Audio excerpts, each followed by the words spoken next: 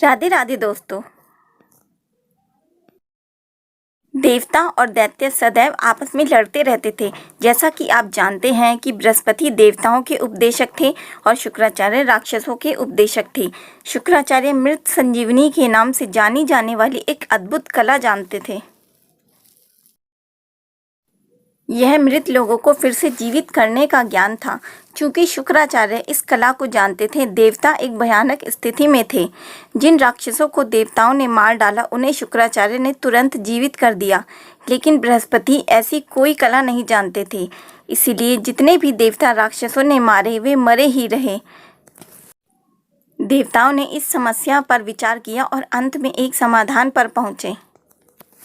बृहस्पति जी का कच नाम का एक पुत्र था। देवताओं ने कच को बताया, जाओ और शुक्राचार्य के शिष्य बनो, उनसे मृत संजीवनी की कला सीखने की कोशिश करो। शुक्राचार्य की देवयानी नाम की एक सुंदर बेटी है, उसके पक्ष में प्रयास करो ताकि आपका काम आसान हो सके। कच शुक्राचार्य के पास गया, कृपया मुझे अपने शिष्य के रूप में स्वीकार करें। उन्होंने कहा, मैं महान बृहस्पति का पुत्र हूँ, मैं 1000 साल तक ईमानदारी से आपकी सेवा करूँगा। चूँकि मृत संजीवनी का कोई उल्लेख नहीं किया गया था, शुक्राचार्य सहर्ष इस प्रस्ताव पर सहमत हो गए। कच शुक्राचार्य के साथ रहता था और अपने अरु यानी कि शिक्षक की सेवा करता था। कच ने अपने गुरु यानी कि शिक्षक की सेवा की। देवयानी से उसकी दोस्ती हो गई और देवयानी को प्यार हो गया। कच के साथ 500 साल बीत गए। राक्षसों को पता चला कि कच बृहस्पति के पुत्र थे। चूंकि वे बृहस्पति से घृणा करते थे, वो कच से भी घृणा करते थे। कच को शुक्राचार्य के मवेशियों को चराने के लिए जंगल में ले जाने की आदत थी।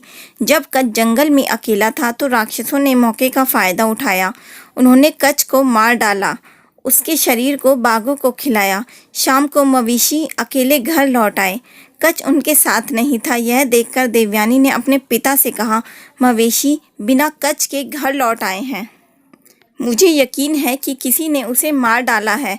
मुझे कच से प्यार हो गया है और मैं उसके बिना जीवित नहीं रह सकती।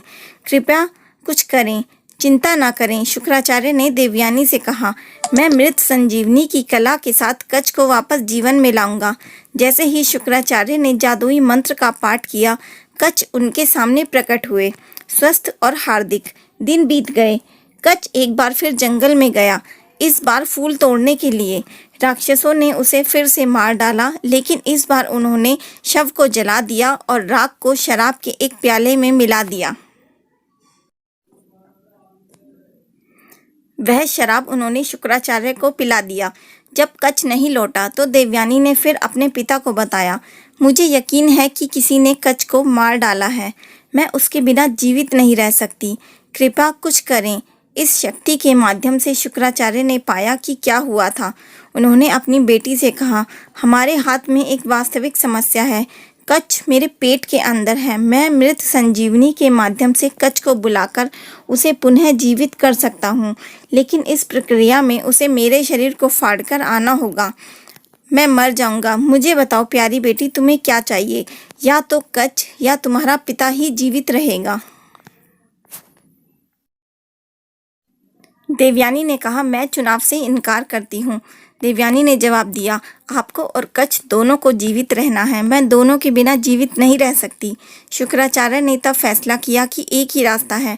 उन्होंने कच को संबोधित किया जो उनके पेट के अंदर था और उन्हें मृत संजीवनी मंत्र के शब्द सिखाए। फिर उन्होंने स्वयं शब्दों का पाठ किया और कच बाहर आ गए। शुक्राचार्य का शरीर फट चुका था और ऋषि की मृत्यु हो चुकी थी, लेकिन कच ने मंत्र के शब्द सीख लिए थे। उन्होंने अब शुक्राचार्य को वापस जीवन में लाने के लिए उनका पाठ किया। इस प्रकार कच ने सीखा कि उसने क्या हासिल करने के लिए निर्धारित किया था। शुक्राचार्य के साथ 1000 वर्ष बीतने के बाद उन्होंने स्वर्ग लौटने की तैयारी की। तुम कहाँ जा रहे हो? देवयानी ने पूछा। क्या तुम नहीं जानते कि मैं तुमसे प्यार करती हूँ? कृपया मुझसे शादी करो। मुझे डर है कि मैं ऐसा नहीं कर सकता, कच ने उत्तर दिया। तुम मेरे गुरु की बेटी हो। जैसे मेरे लिए मेरे गुरु श्रेष्ठ हैं, वैसे ही आप मेरे लिए श्रेष्ठ हो। मैं तुमसे शादी नहीं कर सकता। इसके अलावा मैंने कुछ समय उनके शरीर के अंदर बिताया है और जब मैं बाहर आया तो ऐसा लगा मानो उससे एक पुत्र उत्पन्न हुआ है। इसलिए तुम मेरी बहन हो, मैं तुमसे शादी कैसे कर सकता हूँ? इस प्रकार ठुकराए जाने पर देवयानी बहुत क्रोधित हुई। आप शब्दों के साथ खेल रहे हैं, उसने कहा। मैं आपको श्राप देता हूँ कि यद्यपि आपने मृत संजीवनी की कला सीख ली है, लेकिन यह आपके किसी काम की नहीं होगी। तुमने बेवजह मुझे श्राप दिया है। कच्छ ने उत्तर दिया, मैं भी तुम्हें श्राप देता हूँ कि कोई भी ब्राह्मण तुमसे कभी विवाह नहीं करेगा और जो तुम चाहो वह तुम्हें कभी नहीं मिलेगा।